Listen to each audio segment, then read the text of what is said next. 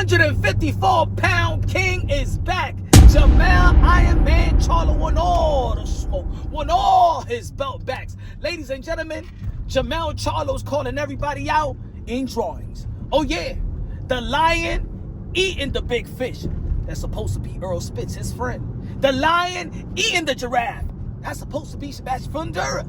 The lion eating a boot with the Philadelphia Eagle tag on it. That's supposed to be Jerome Bruce Ennis. The lion is not necessarily eating the cigar, but smoking the cigar or the cigarette. That's supposed to be Bud Crawford. The lion eating the dude with the sombrero. That's supposed to be Vergil Ortiz. Ladies and gentlemen, I don't give a damn if you not a fan of Jermell Charlo. I don't give a damn if y'all feel like, oh man, I don't like the way that he performed versus Canelo Alvarez at 168-pound division in which he moved up, right?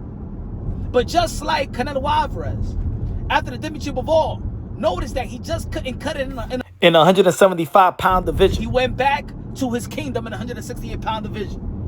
Just like you will respect if Alexander Usyk didn't cut it in the heavyweight division, he would have gone back to the cruiserweight division. He's the king of the cruiserweight division, but also the king of the heavyweight division. I'm just telling you the example. It don't matter how long he was gone. When Floyd Mayweather was gone, and you know what I'm saying, when he went to jail and came right back, he was still the king of the welterweight division. All right? So, Jermell Charlo is the king in the 154-pound division if he goes back. Because to be honest, nobody has truly done anything significant more than Jermell Charlo at 154-pound division. Shout out to Sebastian Fundora, but he only beat Tim Tszyu. You know what I'm saying? Shout out to Xander Zayas, but he only got a vacant title. Shout out to Bakram, but he only got a vacant title. And those vacant titles was what? Jermell Charlo. Ain't nobody beat Jermell Charlo after he beat Brian Castano. So if he goes back to the 154-pound division, he's the man to beat. Vergil Ortiz right now is even the top dog in the 154-pound division currently. He doesn't even have a strap. He's the Ring Magazine #2, right? They got him at #2 and they got Bud Crawford #1. But we all know that Bud Crawford's going to be fighting Canelo Alvarez in the 168-pound division. So you got to, in all actuality, Vergil Ortiz will be is #1 in the Ring Magazine.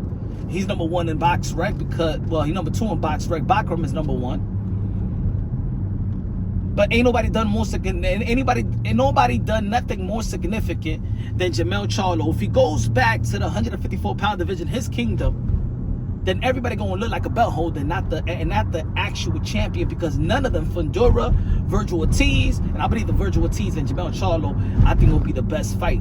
Texas, Fundora, Tim Tszyu, Brian Mendoza. Everybody, nobody beat Jermell Charlo out of the guys right now in the 154-pound division. So, all the call-outs, everybody's put on notice. Everybody's put on notice. So, I want people to really humble themselves, because I feel like a lot of people have just discredited and devalued Jermell Charlo because he didn't beat Canelo Alvarez, because he didn't perform to the level of his expectations, right? But in the end of the day, that's a 168-pound division. You know what I'm saying? That's not his kingdom. That's not his division. As a matter of fact, he went to the 168-pound division and faced Canelo Alvarez. Let's not forget, because his brother, Jermell Charlo, at the time that was the middleweight champion, was not prepared, was not mentally prepared to be active. And his brother filled in. His brother dared to be great. And I remember when he moved up and everybody was saying that, yo, that's the real line of the Charlos. Shout out to Jermell Charlo as well. You know, and I'm glad that he overcame what he has to overcome. He's back active. And you know what? He's ranked high in the super middleweight division. Maybe he gets an opportunity to face Canelo Alvarez after Canelo Alvarez beat Terence Crawford. I think that at 154-pound division, Jermell Charlo still the man to beat. He said, you know, in his post, in the IG post, that it wasn't really him, that he was out for a while. A lot of people feel like, oh, he got that Canelo Alvarez money, so in the end of the day, you know what I'm saying? But he probably enjoying the fruit of his labor. But again, nobody done anything more significant than Jermell Charlo at 154 of this generation. He cleared out his division. You know what I'm saying? Now this is a whole new crop of fighters. Look, a lot of people was trying to shame him with Tim Tszyu, and I was even mad about that. I was calling a lot of people out. A lot of people in this community trying to shame him. Look what Tim Tszyu turned out to be.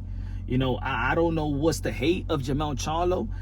He's a guy that dared to be great in his division. He the one that took over. He the one that fought anybody. He fought all the belts, everybody that had the belt. I don't know what's this hate. Maybe because the affiliation with PBC, and I know in this community, in the YTBC, there's been a community that hates PBC, and they hate. So if hating Al Heyman, you hate all the fighters that's linked to Al Heyman. I think that's man stupid. But I don't understand the hate of Jermell Charlo just because he went 2 divisions up and fought the king Canelo Alvarez and didn't win or didn't perform to the level. Let's rate him at 154. Just like we saw Canelo Alvarez after the Bivol fight, we was like, nah, you can't fight Beterbiev. Nah, that's not your division. And they humbled themselves and they went back to his division. So we could understand Canelo Alvarez, why people not giving Jermell Charlo the benefit of the doubt when he goes back to his kingdom, that he's going to be doing the same thing that Canelo Alvarez is still doing at 168. It's competition, it's the landmine. I've been saying it for 5-6 years that the 154-pound division is the most difficult division in the sport of boxing. Just because it didn't have all the lucrative names, high-profile names, a lot of people downplayed it. You know, everybody has struggled at 154. Even Canelo Alvarez versus Lara struggled. Demise Andre got dropped. Erickson Lubin got knocked out in the first round. He lost to Fundora as well. Fundora lost to Brian Mendoza. Brian Mendoza lost to Tim Tszyu. Tim Tszyu lost to Bakram. Even Vergil Ortiz struggled with Boachuk. You know, he beat Majramov. But Crawford struggled with Majramov. It is a landmine division. It's a difficult division in the sport of boxing. And Jermell Charlo was the king of it. Let me know what y'all think. Let me know who y'all want to see him in the ring with. You know, I like the call out with Errol Spence. If you've been following the channel, Punch Drunk Boxing, aka Mr. Moonshine himself, I've been calling out for that fight a long time ago. I said F the friend stuff. I think the realistic fight should have been Bud Crawford versus Jermell Charlo instead of, you know, Jermell probably going to fight Canelo and Bud going to fight Canelo. I think that Turkey Al Sheikh has given Bud Crawford a pass because it got difficult for Bud Crawford at 154. That's the realistic fight. Bud Crawford was looking at Jermell Charlo after he beat Errol Spence. That's the fight to make. Not these little mismatch. We don't need the mismatch. If Turkey got the money, we don't need the mismatch. Let's get the real fights done. Let's get the real best of the best. Let's get the real 50-50 fights. There's too many competition. There's too many skillful fighters. So we won't have 50-50. All these, the top 54-pound division, it could be a lot of 50-50 fights. Let me know what y'all think. Iron Man is back.